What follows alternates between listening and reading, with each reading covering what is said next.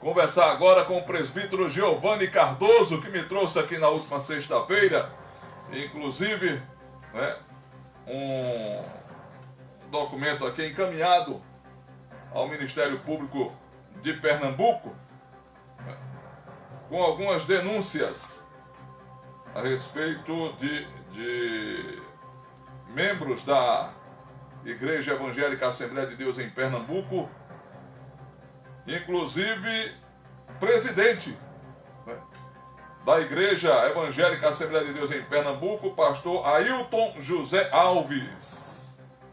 Vamos saber então. Presbítero Giovanni, boa tarde.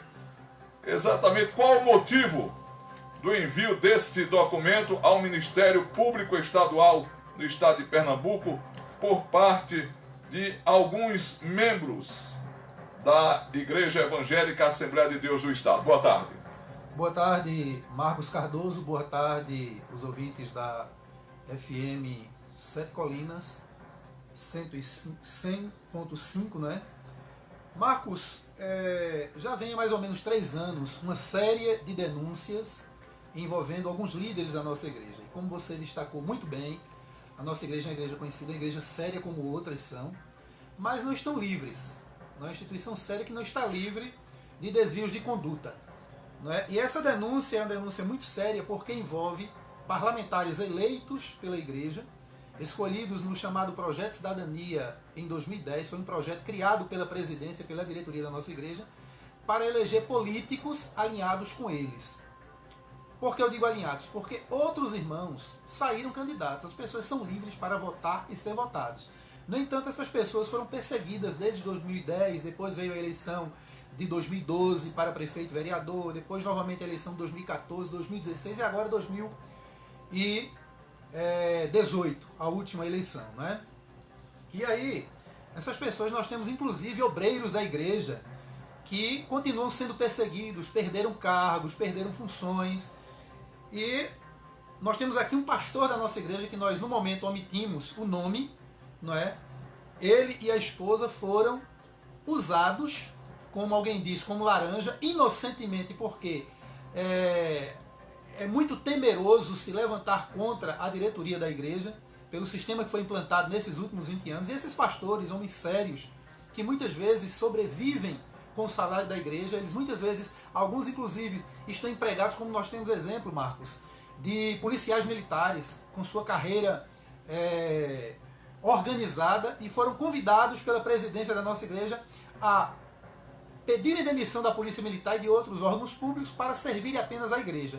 E depois essas pessoas têm se decepcionado. E esse pastor aqui que faz a denúncia, não é, foi mais um que foi convidado em 2010 para fazer parte, para ser funcionário da igreja, registrado em carteira como funcionário da Assembleia de Deus Pernambuco, mas o seu salário era pago pelo gabinete do deputado estadual Adalto Santos. Ou seja, dinheiro público desviado para outra finalidade. E nós estamos aqui, em primeiro lugar, para pedir desculpas à sociedade pernambucana, em nome dos pastores sérios da nossa igreja, dos obreiros sérios, dos membros sérios da nossa igreja, que são a maioria absoluta, que não aceitam esse tipo de coisa. Nós vemos aqui, nessa denúncia, Marcos, algo muito parecido com o que você, com o que eu, com o que nós combatemos na politicagem do Brasil. Nós não podemos aceitar isso. E nós não queremos que ninguém abra a boca e diga de nós. Olha aí, eles sabiam da verdade e não se levantaram, não se colocaram contra. Ficaram todo mundo calado. Então, se alguém, porque a imprensa já está trazendo isso à tona, o Ministério Público já está investigando isso, e aí as coisas começam a fluir.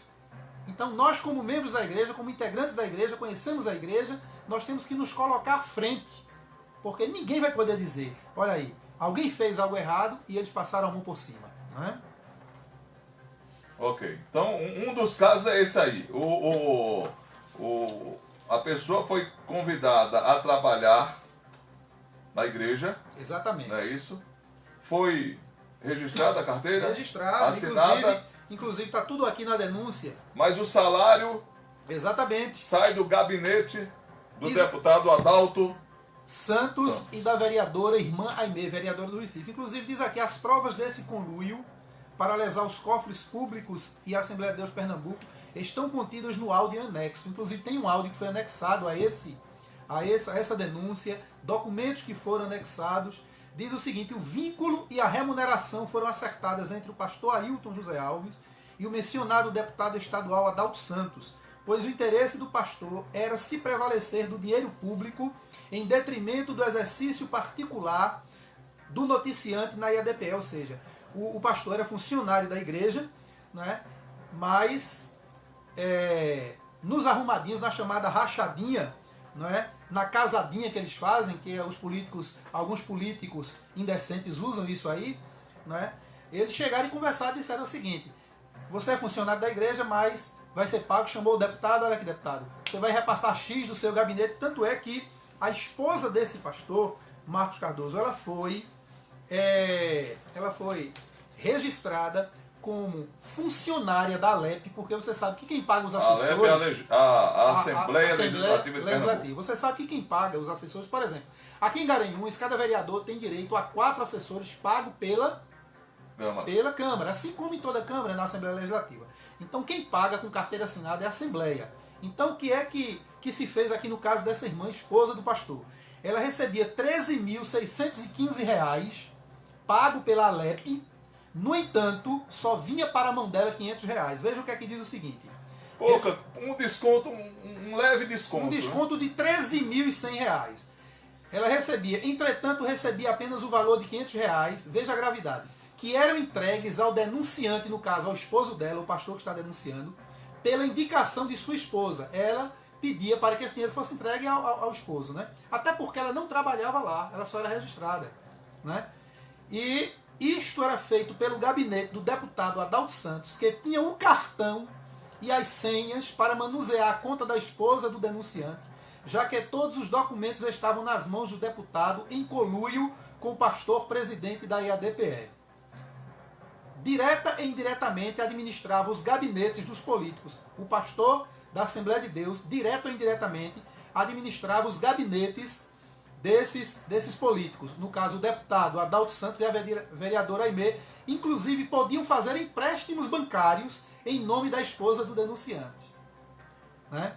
Vale ressaltar que a esposa do denunciante inicialmente foi indicada para ser empregada do gabinete da vereadora Aimee, ficando servindo como laranja para cobrir as despesas do gabinete da vereadora por mais de 4 anos, entre 2013 e 2016, repassando grande parte de sua remuneração para a vereadora custear despesas do gabinete, recebendo mensalmente em torno de R$ 7.000, pago pela Câmara de Vereadores do Recife, e ficando apenas com R$ 500, sem contudo exercer qualquer atividade profissional, indo ao gabinete da vereadora Aimee apenas para assinar a sua posse, a qual a vereadora ficava com o restante do seu salário na chamada rachadinha, né? De modo que a situação se tornou totalmente insustentável, conseguindo o denunciante se libertar do jugo das ameaças do pastor presidente da IADPE. As ameaças é aquela: eu vou lhe tirar de uma cidade e colocar em outra, eu vou lhe jubilar é afastar, e ele perde 40% do salário, ou então perde tudo. Esse tipo de ameaça. E a maioria dos pastores da nossa igreja, eles são sustentados pela igreja. Eles deixaram tudo, Marcos. Você sabe que tem igrejas que o pastor, ele pastoreia a igreja, recebe uma ajuda de custo da igreja, mas ele tem o seu emprego. No caso da Assembleia de Deus Pernambuco, a minha igreja, os pastores dão 24 horas diárias à igreja. Dedicação exclusiva à igreja. Entendeu? Exatamente. Às vezes isso, inclusive, pessoa... é bíblico. Exatamente. Isso, é bíblico, então, né? Você, às vezes, tem até em outras denominações, né? Eu digo isso por conta da igreja presbiteriana, né? Da qual eu sou membro, e fica a cargo de cada igreja. Às vezes, o cidadão é pastor, tem o curso de teologia, ordenado pastor, mas ele também é um médico, é um advogado, certo? Então cabe a cada igreja, tem essa independência, de dizer que se quer que o pastor seja de tempo integral, ou não, certo? Ou se ele pode, né, também, além de pastor, exercer o cargo dele em medicina, a função dele no hospital, na clínica e tal. Então fica a cargo, né? E o camarada, quando deixa, né, tudo e vai ser então pastor em tempo integral, ele então passa, a igreja sabe que vai ter que, né, providenciar, né, o salário integral para a manutenção daquele pastor e de sua família. Então, nesse caso aí, no caso da Assembleia de Deus, é regra geral. Exatamente. Todo pastor tem que dar tempo integral à igreja. Exatamente, exatamente. Okay. Só que alguns, principalmente da diretoria, o presidente e o vice, nós temos aqui um contra-cheque do vice-presidente, que é um contra-cheque de março. Vice-presidente Ailton Júnior, filho do atual presidente. Né, as informações que temos, que nós nunca tivemos acesso ao contra-cheque do presidente, é que ele recebe da igreja R$150 mil de salário, direto da tesouraria. As informações que nós temos são contra-cheque. O presidente da igreja Assembleia de Deus em Pernambuco, né? A minha igreja. E o filho dele recebe em torno de R$75 mil, porque no contra-cheque aqui, esse contra-cheque de R$43.497 líquido, né? É de março de 2018. Fora isso, ele tem aqui uma relação, não é? Recebe ainda R$4 mil de combustível por mês, enquanto o pai dele recebe R$8 mil, não é? E outras despesas com R$3.500 do plano de saúde, um cartão corporativo para gastar R$7, R$10 mil em restaurante, com paletó. Eu sei que perfaz um total de mais ou menos R$70 a R$75 mil o vice-presidente. E aqui nós temos também uma tabela... paletó, porque na Assembleia de Deus realmente... Exatamente. O paletó faz parte... realmente... Nós temos aqui uma tabela, como se não bastasse, a mãe dele, a irmã Judite Alves, recebe da igreja R$33 mil de salário.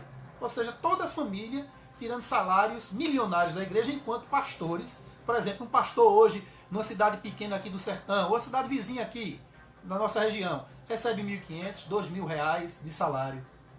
Não é para dar tempo integral à igreja. Muitos passando fome, privação, muitos com filhos fora da igreja, revoltados com a situação, porque você sabe, Marco, enquanto o filho é criança, adolescentezinho, é fácil conduzir ele, mas quando ele vai ficando jovem, inclusive nesse emaranhado de informações que nós temos hoje, diferente da nossa época. Não é? Nossa época, a gente com 18, eu com 18 anos, eu tinha a mentalidade de um menino de 12. Um menino abestalhado. A gente com 18 anos exatamente. Era uns abilolados da vida, como dizia antigamente. Então o que papai e mamãe diziam, o pastor da igreja dizia, para a gente era lei. Hoje não, os jovens têm acesso à informação e não aceitam mais essas coisas. Né?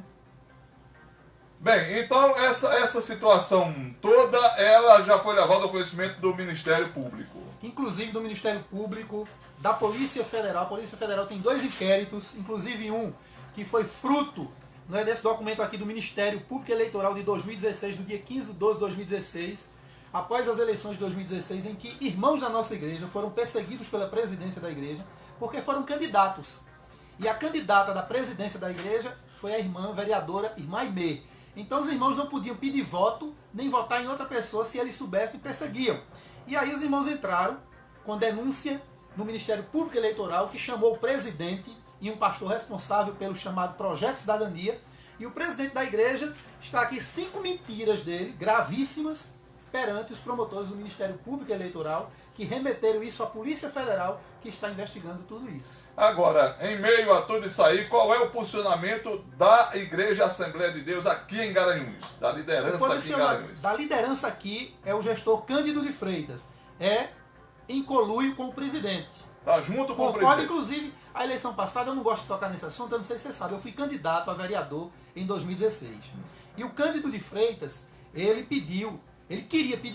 fez várias reuniões que eu fosse o candidato da igreja. E eu disse a ele por várias vezes que eu não aceitava, porque eu sabia como funcionava o Projeto Cidadania, eu já sabia que estava acontecendo isso. E ele queria que eu fosse para quê? Para ficar na mão deles. E eu disse a ele, Pastor Cândido, eu quero ser vereador de Garanhuns, primeiro contra a minha vontade, que eu fui candidato contra a minha vontade, meu irmão Damásio, como você sabe, não foi candidato, e eu fui candidato, o pessoal insistindo, Giovanni, tu tem condição, tanto é que as pesquisas me colocavam entre os primeiros, né? E aí o que aconteceu? Quando o Cândido viu que eu não aceitava, eu disse a ele por quê? Eu disse a ele assim, Marcos, pastor, eu quero ser vereador para atender os irmãos da minha igreja, o católico, o espírita, igualitariamente como cidadão da cidade. Vão me dizer, vão chamar comigo, vereador irmão Giovanni da Assembleia de Deus, porque eu sou membro da igreja, mas eu não sou vereador a serviço da igreja. Né? Eu não sou vereador. Então, por eu não aceitar e também começar como candidato, Marcos, visitar outras igrejas, que é normal. Os pastores me conhecem aqui, eu tenho pastores de igreja aqui, presbiteriana, batista, congregacional, que cresceram comigo, me conhecem. E aí me chamavam para dar uma palavra na igreja, e aí aproveitava, tanto é que eu pedi a muitos deles, e olha, não apresente no púlpito não, que eu não gosto de... Pra gente não misturar as coisas. Depois do culto, numa reunião, né? Isso é normal acontecer. E aí, você sabe, eu não sei se você sabe, mas vai ficar sabendo, e os ouvintes do programa, que nenhum membro da Assembleia de Deus Pernambuco, aqui em Garanhuns, em qualquer lugar do estado, ele é autorizado, sob pena, inclusive, de se for um presbítero ser disciplinado, se for alguém que tem um cargo na igreja, perder o cargo, de visitar outra igreja. Não pode, é proibido. E se tratando de um presbítero, na minha condição como presbítero, de maneira nenhuma. De maneira nenhuma. A coisa é tão séria, Marcos, que você é um pastor batista, um amigo meu, e você chega em uma congregação como a Coab 12, que eu fui dirigente lá, em um culto de domingo, você chega lá para me visitar. Eu sequer posso te convidar para o púlpito. Eu posso lhe apresentar, está conosco o irmão Marcos Cardoso. Não posso dizer que você é pastor e nem posso dizer a sua igreja.